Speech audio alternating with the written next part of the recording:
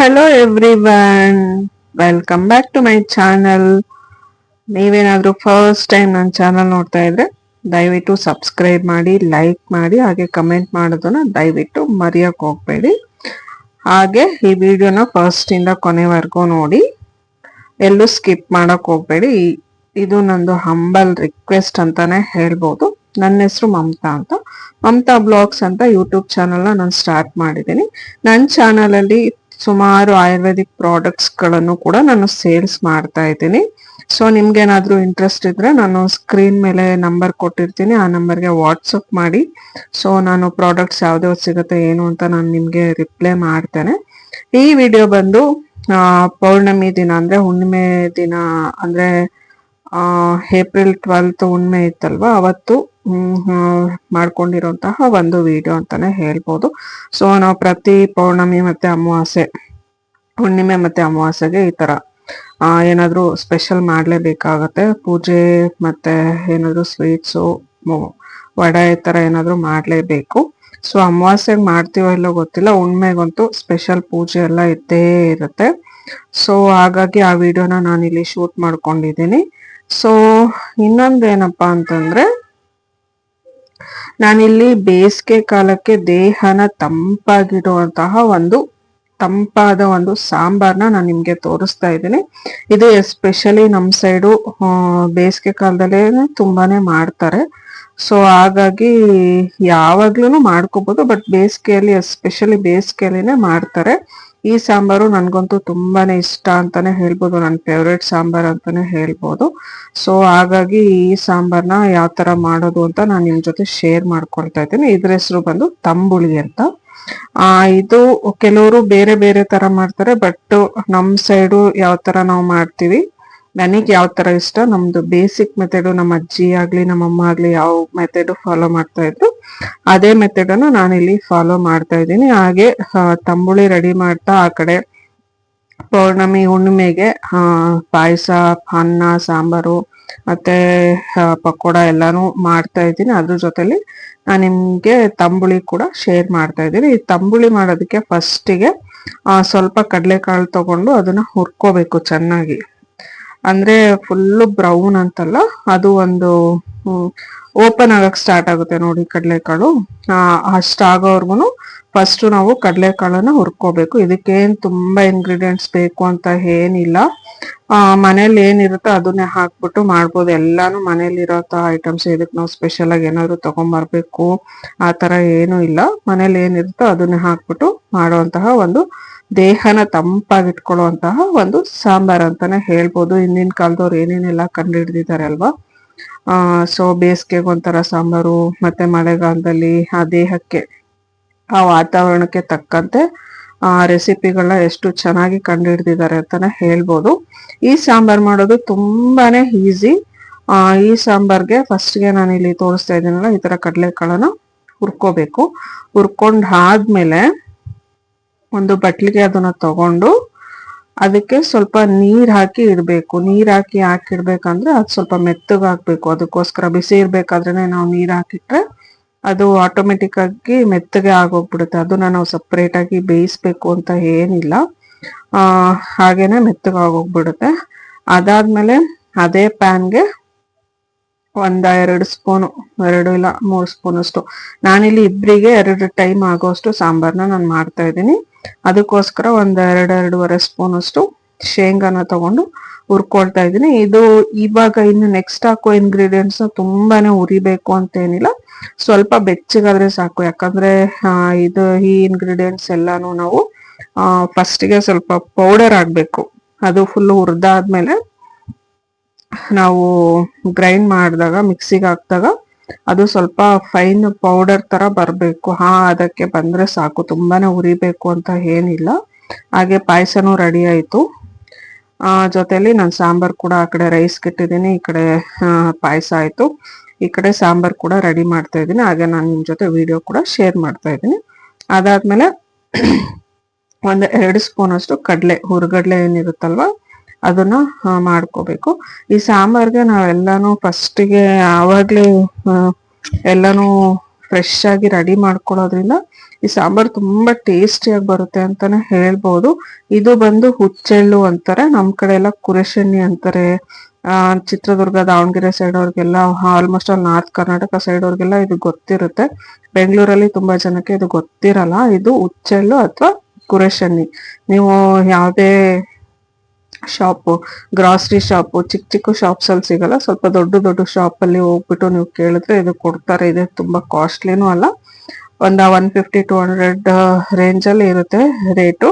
ನೀವು ಹೋಗಿ ಕೇಳಿದ್ರೆ ಕೊಡ್ತಾರೆ. ಇದೇನಪ್ಪಾ ಅಂತಂದ್ರೆ ಇದನ್ನ ನೀವು ಬೇಕಾದ್ರೆ ಸಪ್ರೇಟ್ ಆಗಿ ಹುರಿದ್ಬಿಟ್ಟು ನೀವೇನು ಪಲ್ಯಗಳು ಗ್ರೇವಿಗಳೆಲ್ಲ ಮಾಡ್ತಿರಲ್ವಾ, ಅದಕ್ಕೆ ಲಾಸ್ಟ್ಗೆ ಏನೇನು ಗ್ಯಾಸ್ ಆಫ್ ಮಾಡ್ಬೇಕು ಅನ್ನೋ ಟೈಮಲ್ಲಿ ಇದ್ರದ್ದು ಪುಡಿ ಮಾಡಿ ಹಾಕಿದ್ರೆ ಮಾತ್ರ ತುಂಬಾನೇ ಟೇಸ್ಟ್ ಎಕ್ಸಲೆಂಟ್ ಆಗಿರುತ್ತೆ ಅಂತಾನೆ ಹೇಳ್ಬೋದು. ಅದಾದ್ಮೇಲೆ ಒಣ ಕೊಬ್ಬರಿ ಒಂದ್ 2 ಸ್ಪೂನ್ ಅಷ್ಟು ಹಾಕೊಳ್ತಾ ಇದ್ದೀನಿ. ಆಮೇಲೆ ಇದಕ್ಕೆ ನಾನು ಮೆಣಸಿನ್ಕಾಯಿ, ನಮ್ದು ಸ್ವಲ್ಪ ಖಾರ ಇದೆ, ನಾನು ಬರೀ ಗುಂಟೂರು ಮೆಣಸಿನ್ಕಾಯಿ ಮಾತ್ರ ಯೂಸ್ ಮಾಡ್ತಾ ಇದ್ದೀನಿ, ಬ್ಯಾಡ್ಗೆಲ್ಲ ಏನು ಯೂಸ್ ಮಾಡ್ತಾ ಇಲ್ಲ. ಸೊ ಇಲ್ಲಿ ಒಂದು 4-5 ಮೆಣಸಿನ್ಕಾಯಿನ ನಾನು ಇಲ್ಲಿ ಹಾಕೊಳ್ತಾ ಇದ್ದೀನಿ. ಇದೆಲ್ಲಾನು ತುಂಬಾ ಆಯಿಲ್ ಆತರ ಏನಿಲ್ಲ, ಜಸ್ಟ್ ಫ್ರೈ ಮಾಡ್ಬೇಕಷ್ಟೇ. ಇದಕ್ಕೆ ಎಣ್ಣೆ ಎಲ್ಲ ಏನು ಹಾಕೋ ಅವಶ್ಯಕತೆ ಇಲ್ಲ, ಜಸ್ಟ್ ಫ್ರೈ ಮಾಡಿದ್ರೆ ಸಾಕು. ಫ್ರೈ ಮಾಡಿ ಅದು ತಣ್ಣಗಾದ್ಮೇಲೆ ಮಿಕ್ಸಿ ಮಾಡ್ಕೋಬೇಕಾಗುತ್ತೆ. ಬಿಸಿ ಇರ್ಬೇಕಾದ್ರೆ ಮಿಕ್ಸಿ ಮಾಡಿದ್ರೆ ಅದು ನೀಟಾಗಿ ಫೈನ್ ಪೌಡರ್ ಬರೋದಿಲ್ಲ, ಅದಕ್ಕೋಸ್ಕರ. ಆಮೇಲೆ ಇದು ನೀಟಾಗಿ ಎಲ್ಲ ಸ್ವಲ್ಪ ಬೆಚ್ಚಗಾದ್ರೆ ಸಾಕು, ಎಲ್ಲಾನು ಫುಲ್ಲು ಹಾಕ್ಬೇಕಂತೇನಿಲ್ಲ. ಲಾಸ್ಟಿಗೆ ಸ್ವಲ್ಪ ಕರ್ಬೇವು ಹಾಕ್ಬಿಟ್ಟು ಆಫ್ ಮಾಡ್ತಾ ಇದ್ದೀನಿ ನಾನು. ಇದು ಅದು ತವಾ ಏನು ಬಿಸಿ ಇರುತ್ತಲ್ವಾ, ಆ ಬಿಸಿಗೆನೆ ಬಿಸಿ ಆದ್ರೆ ಸಾಕು ಅಷ್ಟೇ. ಬಿಸಿ ಆಗಿ ಮತ್ತೆ ಫುಲ್ಲು ತಣ್ಣಗಾಗ್ಬೇಕು. ತಣ್ಣಗಾದ್ಮೇಲೆ ಇದನ್ನ ಮಿಕ್ಸಿ ಮಾಡ್ಕೋಬೇಕು. ಅದಾದ್ಮೇಲೆ ಇದು ಹುಚ್ಚೆಳ್ಳು ಅಂತ ಹೇಳಿದ್ನಲ್ವಾ, ಇದು ನಮ್ ಸೈಡು ಎಲ್ಲಾ ಸಾಂಬಾರಲ್ಲ, ಪಲ್ಯ ಮತ್ತೆ ಗ್ರೇವಿಗಳಿಗಂತೂ ಕಂಪಲ್ಸರಿ ಯೂಸ್ ಮಾಡೇ ಮಾಡ್ತಾರೆ. ಅದು ತುಂಬಾ ಚೆನ್ನಾಗಿ ಟೇಸ್ಟ್ ಕೂಡ ಬರುತ್ತೆ. ಆಮೇಲೆ ಅದು ಎಲ್ಲ ತಣ್ಣಗಾದ್ಮೇಲೆ ಮಿಕ್ಸಿ ಜಾರಿಗೆ ಹಾಕೊಂಡು ಅದನ್ನ ಫಸ್ಟ್ಗೆ ನೀರೇನು ಹಾಕ್ದೇನೆ ಪೌಡ್ರ್ ಮಾಡ್ಕೋಬೇಕು. ಫಸ್ಟ್ಗೆ ಒಂದ್ಸತಿ ನೀರ್ ಹಾಕ್ದೇನೆ ಪೌಡ್ರ್ ಮಾಡ್ಕೊಂಡ್ರೆ ಅದು ನೀಟಾಗಿ ಫೈನ್ ಪೌಡರ್ ಆಗುತ್ತೆ. ಇಲ್ಲ ಅಂತಂದ್ರೆ ಅದು ಹುಚ್ಚೆಲ್ಲ ಚಿಕ್ಕದಿರುತ್ತಲ್ವಾ, ನೀರ್ ಹಾಕಿ ಗ್ರೈಂಡ್ ಮಾಡಿದ್ರೆ ಅದು ಮಿಕ್ಸಿ ಜಾರಲ್ಲಿ ಬ್ಲೇಡ್ಗೆ ಸಿಗೋದಿಲ್ಲ, ಅದು ಪೌಡ್ರ್ ಕೂಡ ಆಗೋದಿಲ್ಲ. ಸೊ ಆ ರೀಸನ್ನಿಗೋಸ್ಕರ ಫಸ್ಟಿಗೆ ಏನಂದ್ರೆ ನೀರೇನು ಹಾಕ್ತೆ ಡ್ರೈ ಪೌಡ್ರ್ ಏನಿರುತ್ತಲ್ವಾ ಅದನ್ನ ಗ್ರೈಂಡ್ ಮಾಡ್ಕೋಬೇಕು. ಅದಾದ್ಮೇಲೆ ಫಸ್ಟಿಗೆ ಒಂದ್ಸಲ ಆದ್ಮೇಲೆ ಆಮೇಲೆ ನಿಮ್ಗೆ ಎಷ್ಟು ಕ್ವಾಂಟಿಟಿ, 4 ಬೆಳ್ಳುಳ್ಳಿ ಹಾಕೋಬೇಕು, ಬೆಳ್ಳುಳ್ಳಿ ಹೆಸರು. ಅದಾದ್ಮೇಲೆ ನಾನೆಲ್ಲ ಇಲ್ಲೇನೆ ತೋರಿಸ್ತಾ ಇದ್ದೀನಿ. ಈ ಸಾಂಬಾರ್ಗೆ ಬೆಲ್ಲ ಕಂಪಲ್ಸರಿ ಹಾಕ್ಲೇಬೇಕು. ಇದಕ್ಕೆ ಬೆಲ್ಲನೇ ಟೇಸ್ಟ್ ಕೊಡೋದು. ಈ ಸಾಂಬಾರ್ ಯಾವ ತರ ಅಂದ್ರೆ ಉಪ್ಪು, ಹುಳಿ, ಖಾರ ಮತ್ತೆ ಸ್ವೀಟು ಎಲ್ಲಾನು ಮಿಕ್ಸ್ ಇರುತ್ತೆ. ಒಂಥರ ಹಾಜ್ಮುಲ ಟೇಸ್ಟ್ ತರ ಇರುತ್ತೆ.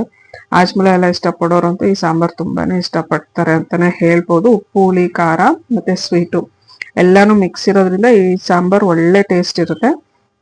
ಆಮೇಲೆ ಸಾಂಬಾರ್ ಪೌಡ್ರು ಒಂದು 1/2 ಸ್ಪೂನ್ ಹಾಕ್ಬೇಕು ಅಷ್ಟೇ. ನಿಮಗೆ ಸಾಂಬಾರ್ ಪೌಡರ್ ಇಷ್ಟ ಇಲ್ಲ ಅಂದ್ರೆ ಸ್ಕಿಪ್ ಕೂಡ ಮಾಡ್ಬೋದು, ಬಟ್ ಇಲ್ಲಿ ಒಂದು 1/2 ಸ್ಪೂನ್ ಹಾಕಿದ್ರೆ ಟೇಸ್ಟ್ ತುಂಬಾ ಚೆನ್ನಾಗಿ ಬರುತ್ತೆ ಅಂತಾನೆ ಹೇಳ್ಬೋದು. ಅದಾದ್ಮೇಲೆ ಒಂದು 1/2 ಸ್ಪೂನ್ ಅಷ್ಟು ಅರಿಶಿನ ಇಲ್ಲಿ ಆಪ್ಷನಲ್, ನಿಮಗೆ ಬೇಕಂದ್ರೆ ಹಾಕೋಬಹುದು, ಇಲ್ಲಾಂದ್ರೆ ಸ್ಕಿಪ್ ಕೂಡ ಮಾಡ್ಬೋದು. ಬಟ್ ನಾನಿಲ್ಲಿ ಹಾಕ್ತಾ ಇದ್ದೀನಿ, ಹಾಕಿದ್ರೆ ಒಳ್ಳೆ ಟೇಸ್ಟ್ ಬರುತ್ತೆ ಅಂತಾನೆ ಹೇಳ್ಬೋದು. ನಾವು ಯೂಶಲಿ ಎಲ್ಲಾ ಸಾಂಬಾರ್ಗಳಿಗೂ ಅರಿಶಿನ ಹಾಕ್ತಿವಿ. ನಾವು ಸಾಂಬಾರ್ ಪೌಡರ್ ಅಲ್ಲಿ ಅರಿಶಿನ ಏನು ಮಿಕ್ಸ್ ಮಾಡಿರೋದಿಲ್ಲ, ಹಾಗಾಗಿ ಸಪ್ರೇಟ್ ಆಗಿ ನಾವು ಅರಿಶಿನ ಹಾಕ್ತಿವಿ. ನಾವು ಸಾಂಬಾರ್ ಪೌಡ್ರು ಕೂಡ ಮನೇಲೆ ಮಾಡ್ಕೊಳ್ಳೋದ್ರಿಂದ ಅದಕ್ಕೇನು ಮಿಕ್ಸ್ ಮಾಡಿರೋದಿಲ್ದೇ ಇರೋ ರೀಸನ್ಗೋಸ್ಕರ. ಆಮೇಲೆ ರುಚಿಗೆ ತಕ್ಕಷ್ಟು ಉಪ್ಪು, ನಾನ್ ಮಾಡ್ತಿರೋ ಕ್ವಾಂಟಿಟಿಗೆ 1.5 ಸ್ಪೂನು ನಾನು ಇಲ್ಲಿ ಸಾಲ್ಟ್ ಹಾಕ್ತಾ ಇದ್ದೀನಿ. ನೀವು ಎಷ್ಟು ಕ್ವಾಂಟಿಟಿ ಮಾಡ್ತೀರಾ ಅಷ್ಟು ಕ್ವಾಂಟಿಟಿಗೆ ನೀವು ಸಾಲ್ಟ್ ಹಾಕೋಬಹುದು. ಅದಾದ್ಮೇಲೆ ನಾನು ಹೇಳಿದ್ನಲ್ಲ, ನೀರ್ ಹಾಕ್ದೇನೆ ಫಸ್ಟ್ ಒಂದ್ಸಲ ಪೌಡರ್ ಮಾಡ್ಕೋಬೇಕು. ಪೌಡರ್ ಆದ್ಮೇಲೆ ನೋಡಿ ಈ ತರ ನೀಟಾಗಿ ಪೌಡರ್ ಆಗತ್ತೆ. ಈ ತರ ಪೌಡರ್ ಆದ್ಮೇಲೆ ಒಂದು 1/2 ಲೋಟದಷ್ಟು, ಅಂದ್ರೆ ಅದು ಅದ್ರಲ್ಲಿರುವಂತಹ ಪೌಡರು ನೀಟಾಗಿ ಗ್ರೈಂಡ್ ಆಗಕ್ಕೆ ಎಷ್ಟು ನೀರ್ ಬೇಕೋ ಅಷ್ಟೇ ಅಂತಲ್ಲ, ಅದು ನೀಟಾಗಿ ಗ್ರೈಂಡ್ ಆಗಿ ಫೈನ್ ಪೇಸ್ಟ್ ತರ ಬರೋದಕ್ಕೆ ಎಷ್ಟು ನೀರ್ ಬೇಕೋ ಅಷ್ಟು ನೀವು ನೀರ್ ಹಾಕೊಂಡು ನೀಟಾಗಿ ರುಬ್ಕೋಬೇಕು. ನೋಡಿ ಈ ತರ ನೀಟಾಗಿ ನುಣ್ಣಗೆ ರುಬ್ಕೋಬೇಕು, ತರಿ ಇರಬಾರ್ದು ಅದು. ಆಮೇಲೆ ಈ ಸಾಂಬಾರ್ ಸ್ಪೆಷಾಲಿಟಿ ಏನಂತಂದ್ರೆ, ನಾವು ಈ ಸಾಂಬಾರ್ನ ಬಾಯ್ಲ್ ಮಾಡಕ್ ಹೋಗೋದಿಲ್ಲ, ಜಸ್ಟ್ ಒಗ್ಗರಣೆ ಹಾಕ್ಬಿಟ್ಟು ಇದು ಎಲ್ಲಾನು ಮಿಕ್ಸ್ ಮಾಡಿ ಇಡ್ತೇವೆ.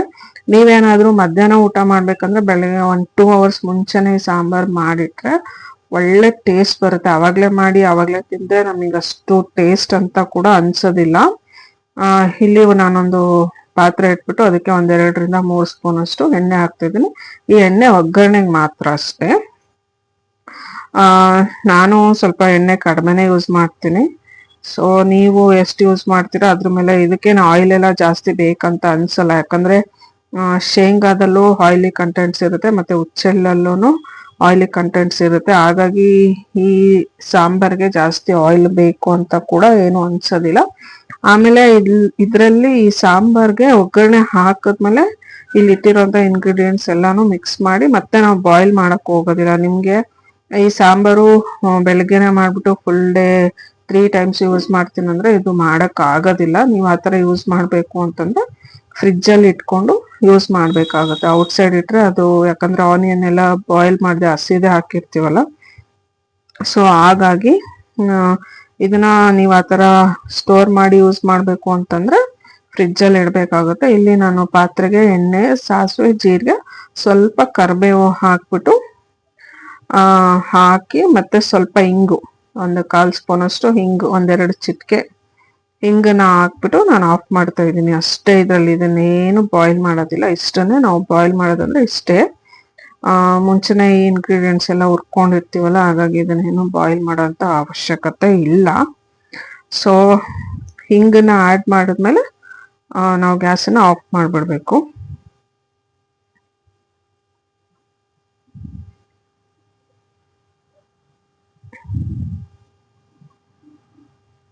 ಈ ಸಾಂಬಾರು ಅಂತೂ ತುಂಬಾನೇ ಟೇಸ್ಟಿ ಆಗಿರುತ್ತೆ ಅಂತಾನೆ ಹೇಳ್ಬೋದು. ಕೆಲವರು ಒಬ್ಬೊಬ್ರು ಒಂದೊಂದ್ ಮೆಥಡ್ ಯೂಸ್ ಮಾಡ್ತಾರೆ, ಕೆಲವರು ಒಬ್ಬೊಬ್ರು ಒಂದೊಂದ್ ತರ ಮಾಡ್ತಾರೆ. ಬಟ್ ನಮ್ಮ ಮನೇಲಿ ನಾವು ಇದನ್ನ ಇದೇ ತರ ಮಾಡೋದು. ನಮ್ಮ ಅಮ್ಮ ಆಗ್ಲಿ, ನಮ್ಮ ಅಜ್ಜಿ ಆಗ್ಲಿ, ನಮ್ಮ ಅಕ್ಕಂದ್ರಾಗ್ಲಿ ಎಲ್ರು ಇದೇ ತರ ಮಾಡ್ತಾರೆ. ಎಸ್ಪೆಷಲಿ ಬೇಸಿಗೆಲ್ಲಂತೂ ಈ ಸಾಂಬಾರು ವೀಕ್ಲಿ ಒನ್ಸ್ ಕಂಪಲ್ಸರಿ ಇದ್ದೇ ಇರುತ್ತೆ. ಆ ಒಗ್ಗರಣೆ ಎಲ್ಲಾನು ಕೆಳಗಡೆ ಇಟ್ಕೊಂಡ್ ಆದ್ಮೇಲೆ ಹಸಿ ನೀರುಳ್ಳಿ, ನಾನಿಲ್ಲಿ ದೊಡ್ಡ ತಪ್ಪದು 1-2 ನೀರುಳ್ಳಿನ ಚಿಕ್ಕದಾಗಿ ಕಟ್ ಮಾಡಿ ಇಟ್ಕೊಂಡಿದ್ದೀನಿ. ಅದನ್ನ ಇದಕ್ಕೆ ಹಾಕ್ಬೇಕು. ಅದಾದ್ಮೇಲೆ ಹುಣಸೆ ಹುಳಿ ಅಂದ್ರೆ ಅರ್ಧ ನಿಂಬೆ ಹಣ್ಣಿನಷ್ಟು ಗಾತ್ರದಷ್ಟು ಹುಣಸೆ ಹಣ್ಣನ್ನ ನಾನು ನೆನಾಕಿ ಅದರಿಂದ ರಸ ತೆಗೆದು ಇಟ್ಕೊಂಡಿದ್ದೀನಿ.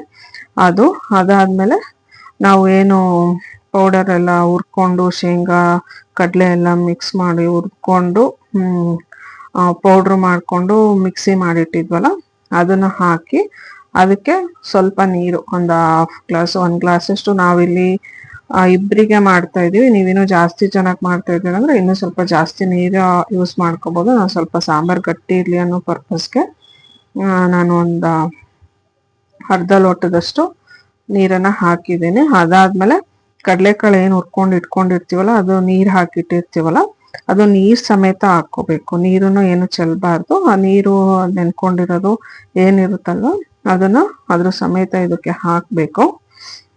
ನಾನು ಸ್ವಲ್ಪ ನೀರ್ ಹಾಕಿಟ್ಟಿದ್ದೆ, ಅದು ಮುಳುಗೋಷ್ಟು, ಕಡಲೆಕಾಳು ಎಷ್ಟು ಮುಳುಗುತ್ತೋ ಅಷ್ಟು ನೀರ್ ಹಾಕಿಟ್ಟಿದ್ದೆ. ಅದು ಸಾಫ್ಟ್ ಆಗಿರುತ್ತೆ. ಬಿಸಿದಕ್ಕೆ ನೀರ್ ಹಾಕಿಟ್ರೆ ಸಾಫ್ಟ್ ಆಗಿರುತ್ತೆ. ಅದನ್ನೇನು ಮತ್ತೆ ಬೇಯಿಸ್ಕೋಬೇಕು ಆ ತರ ಏನಿಲ್ಲ.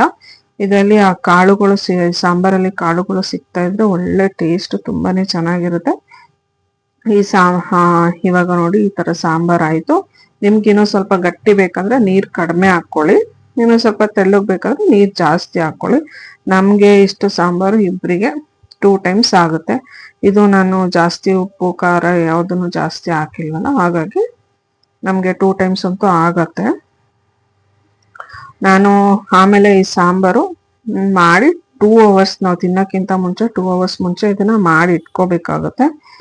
ಆಮೇಲೆ ಅದಾದ್ಮೇಲೆ ನಾನಿಲ್ಲಿ ಹಬ್ಬಕ್ಕೆ, ಹುಣ್ಮೆಗೆ, ಪೂಜೆಗೆ ಮತ್ತೆ ಎಲ್ಲ ರೆಡಿ ಆಯ್ತು. ಸಾಂಬಾರು ರೆಡಿ ಆಯ್ತು, ಅನ್ನ ರೆಡಿ ಆಯ್ತು, ಪಾಯಸನೂ ಆಯ್ತು. ಪಕೋಡ ಮಾತ್ರ ಬಾಕಿ ಇತ್ತು. ಸೊ ಆ ವಡ ಬಾಕಿ ಇತ್ತಲ್ವ, ಅದನ್ನು ಕೂಡ ಮಾಡ್ತಾ ಇದ್ದೀನಿ. ಪೂಜೆಗೆಲ್ಲ ರೆಡಿ ಆಗಿದೆ. ಪೂಜೆ ಇನ್ನೇನು ಮಾಡ್ಬೇಕು, ಅದಕ್ಕೆ ಎಡೆಗೆಲ್ಲ ರೆಡಿ ಮಾಡಿ ಕೊಡ್ಬೇಕಲ್ವ, ಅದಕ್ಕೋಸ್ಕರ ವಡಾನು ಎಲ್ಲ ರೆಡಿ ಮಾಡ್ತಾ ಇದ್ದೀನಿ.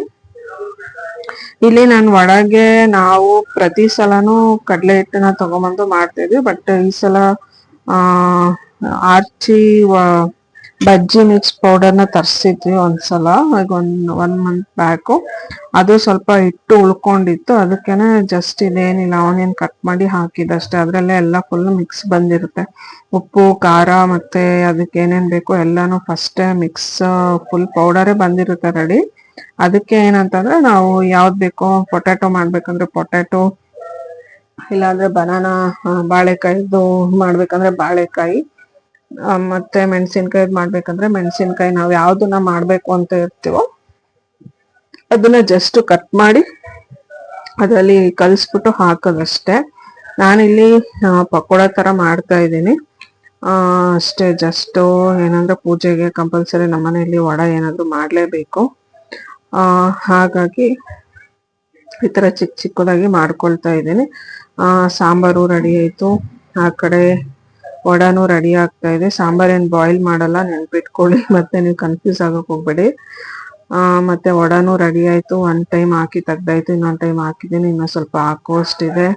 ಅದಾದ್ಮೇಲೆ ಪಾಯಸ ಕೂಡ ರೆಡಿ ಆಗಿದೆ, ಶಾವ್ಗೆ ಪಾಯಸ. ಸಿಂಪಲ್ ಆಗಿ ಸ್ವಲ್ಪ ಶಾವ್ಗೆ ಪಾಯಸ ರೆಡಿ ಮಾಡಿದ್ದೀನಿ. ಅದಾದ್ಮೇಲೆ ಇವತ್ತು ನಮ್ಮ ಪೂಜೆಗೆ, ನಮ್ಮ ಮನೇಲಿ ಪೂಜೆಗೆ ಇಷ್ಟನ್ನ ನಾವು ರೆಡಿ ಮಾಡಿ ಇಟ್ಕೊಂಡಿರೋದು. ಸೊ ನಿಮ್ಮ ಮನೇಲೆಲ್ಲ ಯಾವ ತರ ಪೌರ್ಣಮಿ ಮಾಡ್ತೀರಾ ಅಂತ ನನಗೆ ಕಮೆಂಟ್ ಮಾಡಿ ತಿಳಿಸಿ. ಹಾಗೆ ವಿಡಿಯೋನ ಫಸ್ಟ್ ಇಂದ ಕೊನೆವರೆಗೂ ಸ್ಕಿಪ್ ಮಾಡದೆ ನೋಡಿ ಫ್ರೆಂಡ್ಸ್. ಇಷ್ಟ ಆಗಿತ್ತು. ಪಾಯಸ, ವಡ ಮತ್ತೆ ಹಪ್ಳ ಸ್ವಲ್ಪ ಕರೆದಿದ್ದೆ, ಆಮೇಲೆ ಅನ್ನ ಸಾಂಬಾರು. ನಾವು ಮನೆಯಲ್ಲಿ ಏನ್ ಮಾಡಿಟ್ಟಿರ್ತೀವಲ್ಲ ಅದೆಲ್ಲಾನು ನಾವು ಪೂಜೆಗೆ ದೇವ್ರ ನೈವೇದ್ಯಕ್ಕೆ ಇಡ್ತೀವಿ. ಯಾಕಂದ್ರೆ ನಾವು ಫ್ರೆಶ್ ಆಗಿ ರೆಡಿ ಮಾಡಿರ್ತೀವಲ್ಲ, ನಾವು ತಿಂದಿರೋದಿಲ್ಲ. ಆ ಪರ್ಪಸ್ಗೋಸ್ಕರ ಎಲ್ಲಾನು ದೇವ್ರ ನೈವೇದ್ಯಕ್ಕೆ ಇಟ್ಬಿಟ್ಟು ಆಮೇಲೆನೆ ನಾವು ತಿನ್ನೋದು. ಅದು ಎಸ್ಪೆಷಲಿ ಯಾವ್ದಾದ್ರು ಹಬ್ಬಗಳಿರ್ಬೋದು, ಸ್ಯಾಟರ್ಡೇಸು ಮತ್ತೆ ಪೌರ್ಣಮಿ, ಅಮಾವಾಸ್ಯೆ. ಈ ವಿಡಿಯೋ ಎಲ್ರಿಗೂ ಇಷ್ಟ ಆಗಿರುತ್ತೆ ಅಂತ ನಾನು ಭಾವಿಸ್ತೀನಿ. ದಯವಿಟ್ಟು ಈ ವಿಡಿಯೋನ ಸ್ಕಿಪ್ ಮಾಡದೆ ಫಸ್ಟ್ ಇಂದ ಕೊನೆವರೆಗೂ ನೋಡಿ, ಸಪೋರ್ಟ್ ಮಾಡಿ. ಹಾಗೆ ನನ್ನ ಚಾನಲ್ನ ಸಬ್ಸ್ಕ್ರೈಬ್ ಮಾಡಿ, ಲೈಕ್ ಮಾಡಿ, ಕಮೆಂಟ್ ಮಾಡೋದನ್ನ ಮರಿಬೇಡಿ. ಹಾಗೆ thanks for watching. See you in the next blog.